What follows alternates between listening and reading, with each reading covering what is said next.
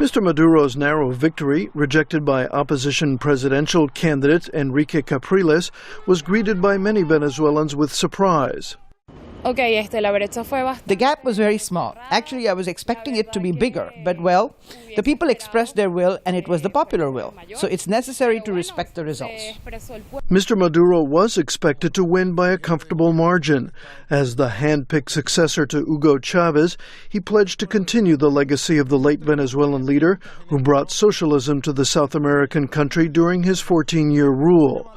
Mr. Maduro's narrow win, however, may be an indication of his shortcomings, according to Caracas pollster Luis Vicente Leon. The candidate wasn't Chavez. I mean, he didn't have his charisma, his strength, his connection, and capacity to engage. While Mr. Maduro has promised to carry out the government's social welfare policies that have lifted many Venezuelans out of poverty, he also will have to deal with problems, including food shortages, double-digit inflation, and rampant crime.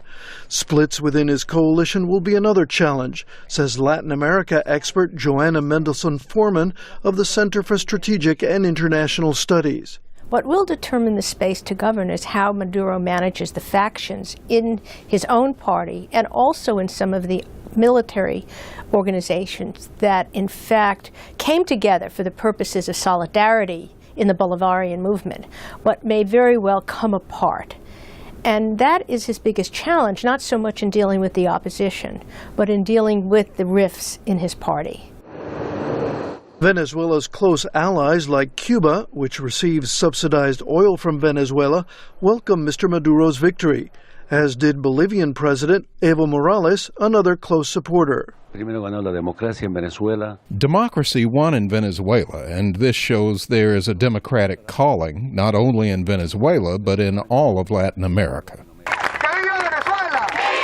For their part, Mr. Capriles' supporters have vowed not to accept the results, and Mr. Capriles has called for a recount, a demand backed by Washington. State Department spokesman Patrick Ventrell. The results revealed a Venezuelan electorate that is roughly evenly divided. In order to meet all Venezuelans' democratic expectations, it makes sense that such a recount should be completed before any additional steps, including official certification of the results, occurs. Venezuela's electoral board dismissed these comments as interference, another indication that relations with Washington are unlikely to improve soon. The election now, which consolidates what was obviously something we all expected, gives an opportunity to once again renew our interests. But it seems that the way the Venezuelan government is trying to go about this is certainly not in a particularly positive way. For now, however, Mr. Maduro's main concern is domestic in the wake of this divisive election. Bill Rodgers, VOA News. Por casi 300,000 votos en la decisión del pueblo.